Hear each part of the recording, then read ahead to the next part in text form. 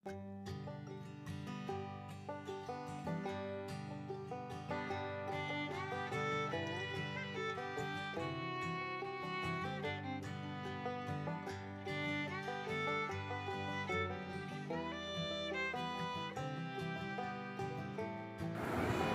সবাইকে, কেমন আছো সবাই? আশা করি সবাই অনেক বেশি ভালো আছো।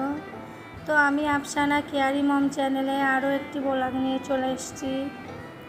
তো আমি ঈদের আগের দিন কিভাবে সব কিছু গুছিয়ে রাখি সেটা তোমাদের সঙ্গে শেয়ার করছি। এখানে আমি অনেকগুলো আদা রসুন নিয়েছি, ভালো করে ছাড়িয়ে ওগুলো পেস্ট করে নেব।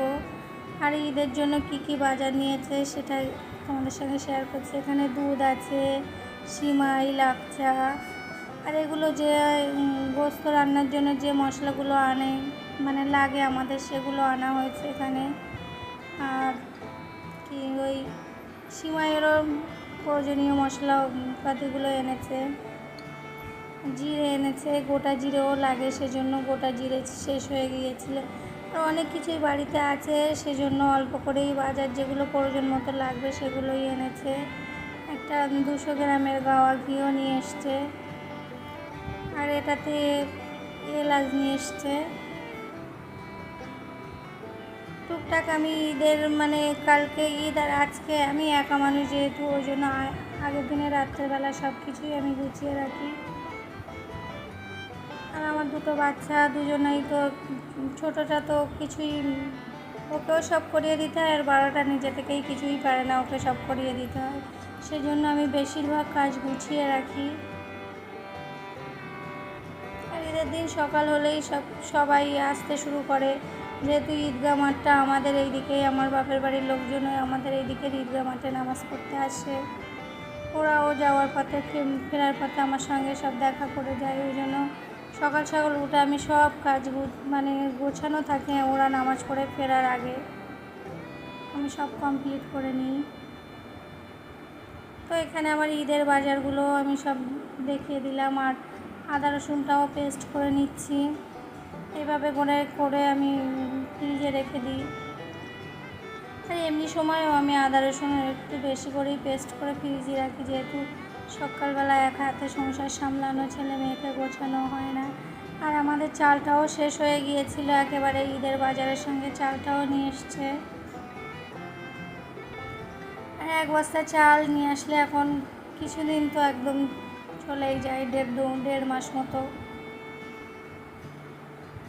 আর আমি চালটা ঢালতে পারবো না বলে ঢালিনি, তোমাদের দাদাভাই আসার পরে চালটা খুলে ঢেলে নিয়েছি তোমাদের দাদাভাইকে দিয়ে। আমি এই বালতিটার মধ্যে সব কিছুই ভরে রাখছি।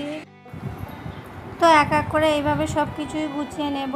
আর আমার সৌদিয়াও আমার পাশে দাঁড়িয়ে দাঁড়িয়ে দেখছে আমি কি করছি না করছি। তো ফ্রিজটাও পরিষ্কার করে নেব। ফ্রিজ আমার পরিষ্কারই আছে, তবুও ভাবলাম গোস্ত রাখলে অনেক দিন ধরে ফ্রিজ আর পরিষ্কার করা হবে না, সেই জন্য একটু ভালো করে পরিষ্কার করে নিচ্ছি। সব কিছু এক এক করে বার করে নিচে রেখেছি, তারপর পরিষ্কার করে ওগুলোকে সব আবার উপরে উঠিয়ে দেব।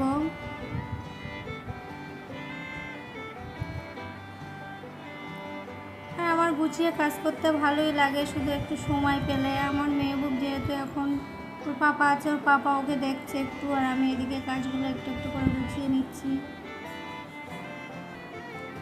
আর প্রত্যেকবারে তোমাদের দাদাভাই ঈদগাহ ময়দানে যে ঈদের যে সাজানো গোছানো থাকে, ওইগুলো একটু দায়িত্ব নিয়ে থাকে। এবারে আর নিইনি, সেই জন্য বাড়িতে আমাকে একটু সময় দিচ্ছে, আমিও ভালোভাবে কাজগুলো গুছিয়ে নিতে পারছি। আমার শুধু মনে হয় যে আমার মেহবুব যদি সুস্থ হতো, আমাকে অনেক বেশি ডাকাডাকি না করতো, তো আমি অনেক অনেক ভালোভাবে সংসারের কাজবাজগুলো গুছিয়ে নিতে পারতাম। আরও একটু ভালো হতো, আমার জীবনটা স্বাচ্ছন্দ্য হতো একটু। সব কিছু গুছিয়ে গাছিয়ে আমি এমনিতেও সব কিছুই গুছিয়ে গাছিয়ে রাখি। আরও ভাবি যদি মেহবুব সুস্থ হয়, আরও বেশি ভালো করে হয়তো গুছিয়ে গাছিয়ে রাখতে পারতাম সব কিছু। তো এইটা একটু বেশি হয়েছিল, নোংরা মতো হয়েছিল, ওই জন্য আমি এটা কল থেকে পরিষ্কার করে এনেছি একেবারে ধুয়ে।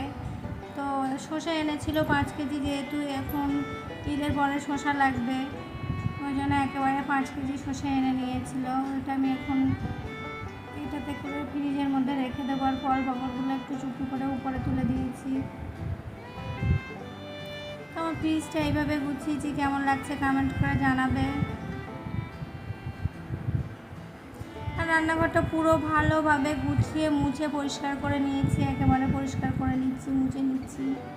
যতটা কাজ গুছিয়ে রাখা যায় রাত্রে গুছিয়ে রাখলে সকালে আর তাড়াহুড়ো হবে না। যেহেতু মেহবুব তো নামাজ পড়তেও যেতে পারবে না, আর ও আমার সঙ্গে শুধু বদমাইশি করবে, এটা করে দাও ওটা করে দাও, ওকে যেন ভালোভাবে সময় দিতে পারি।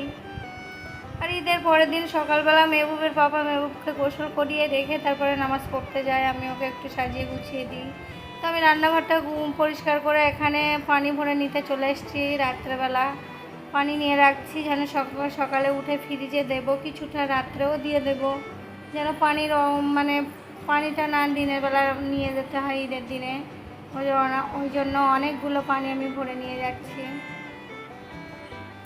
আর আমি প্রায় প্রতি বছর ঈদের সময় এইগুলো কাজ করে থাকি গুছিয়ে। যেহেতু আমার মেহবুবের এই 12 বছর বয়স, আর আমি প্রতি বছরে এইভাবেই ঈদের আগের দিন সব কিছুই গুছিয়ে নিয়ে থাকি। তার কারণ মেহবুবকে আমার প্রচুর পরিমাণে সময় দিতে হয়। আর সবাই যখন নামাজ পড়তে যায় ওরও মন খারাপ লাগে, ও একটু কান্নাকাটি করে থাকে। ওকে বুঝিয়ে যতক্ষণ ওর পাপা নামাজ পড়ে ফেরে ততক্ষণ ওর কাছে থাকতে হয়, আমাকে ওকে বোঝাতে হয়। ও বলে আমিও নামাজ পড়তে যাব, কিন্তু কিভাবে সম্ভব। তো আমি রান্নাঘর গুছিয়ে মুছে নিয়ে পানি এনে নিয়ে তারপরে বাসনপত্রগুলো মেজে, খাওয়া দাওয়ার পরে সব কিছু মেজে গুছিয়ে নিচ্ছি। আর আজকে বাথরুমে গোসলখানার ভিতরেই আমি বাসনগুলো মেজে নিচ্ছি, যেহেতু রাত হয়ে গেছে ওই জন্য আর বাইরে যাইনি। এখানেই বসে মেজে ধুয়ে নিয়েছি, ভালো করে ধুয়ে নিচ্ছি সব কিছুই। আর আমি এখানে থালা বাসন মাজি না, বেশিরভাগ আমি কলপাড়ে নিয়ে যাই, তার কারণ আমি চাই না গোসলখানাটায় থালা বাসন মেজে নোংরা হোক, সেই জন্য। আর আমার একটাই ঘর, তোমরা তো সব জানো, ওই জন্য আজকে আমি নিচেতে জায়গা পেতে নিয়েছি, নিয়ে আর উপরটা খাটের চাদরগুলো ভালো করে বিছিয়ে নিয়ে রাখবো, তার কারণ সকালে উঠে যেন তাড়াহুড়ো না হয়। তো আমি এই বেডশিটটা বিছিয়েছি ঈদের দিনের জন্য।